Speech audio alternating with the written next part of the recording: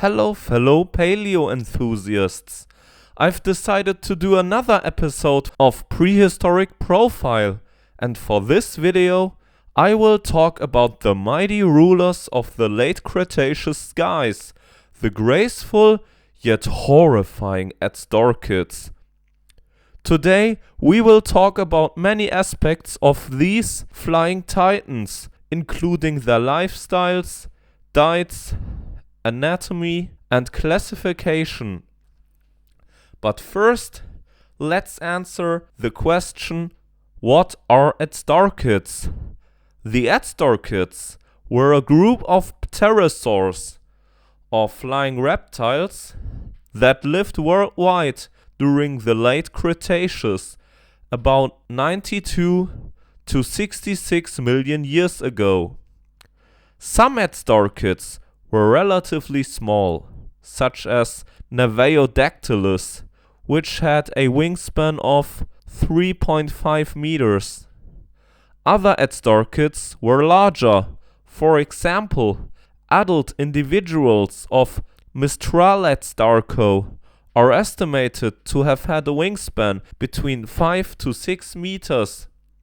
However, the family also includes some of the largest pterosaurs and as such includes some of the largest animals to ever fly, such as Quetzalcoatlus and Hatzegopteryx, with Quetzalcoatlus having an estimated wingspan of 10 to 11 meters and Hatzegopteryx having a wingspan of possibly 10 to 12 meters. There's also the large pterosaur Arambourgiana from the Maastrichtian, which is the final stage of the Cretaceous, which had a wingspan of 8 to 10 meters. When we think about pterosaurs, we often think that they were good flyers but couldn't walk well on land. However, in 2002, scientists discovered pterosaur footprints in South Korea. They were assigned to the new ichnogenus, which basically means it's a genus of trace fossils, Hanemichnus. They were found in deposits of the Uhangri Formation. These layers were deposited about 81 to 79 million years ago. This discovery proved that Azhdarchid pterosaurs sometimes walked on the ground quadrupedally, meaning they walked on all fours.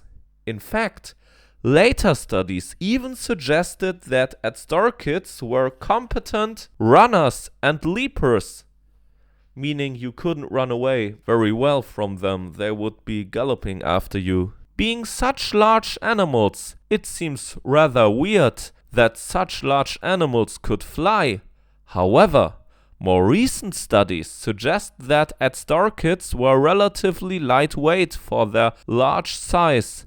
For example, the most recent weight estimate for Quetzalcoatlus Northropi I could find, which was from 2021 I believe, places its weight at 150 kilograms.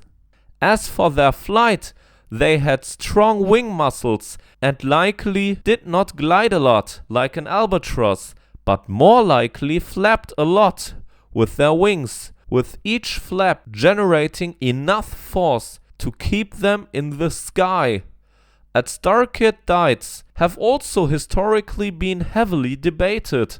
Azhdarchids were sometimes seen as piscivorous skim feeders, for example, that has been the case with Quetzalcoatlus, and other times as scavengers. However, a 2008 study by Mark Witton and Darren Naish indicated that Azhdarchids may have been generalistic terrestrial stalkers, which hunted small animals, especially small tetrapods on land, including small dinosaurs or dinosaur hatchlings.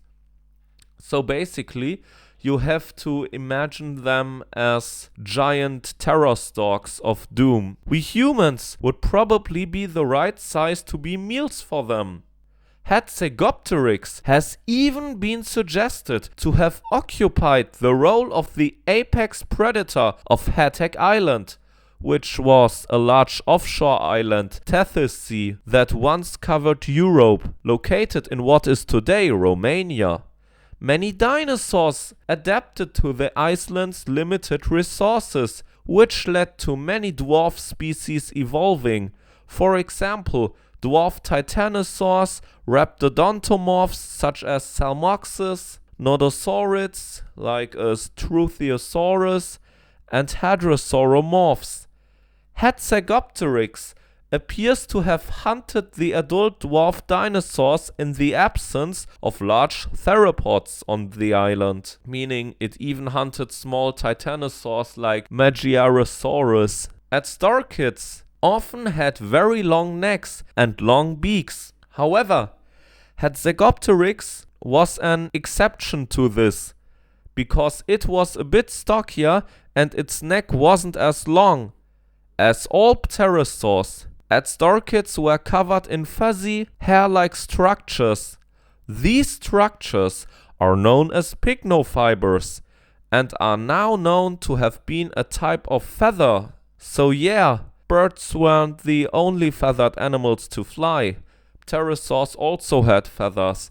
That also means that pterosaurs and dinosaurs share a common feathered ancestor. Azhdarchids belong to the superfamily Azhdarchoidea, which also includes the clade Tepejoromorpha, which includes the Tepejorids and Thalassodromidae, and the clade Azhdarchomorpha, which includes the families Elanquidae, Chaoyangopteridae, and, of course, the Azhdarchidae.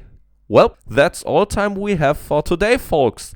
If you enjoyed this video, be sure to give me a like and subscribe. I'd really appreciate it. It really helps me. Goodbye. Have a nice day.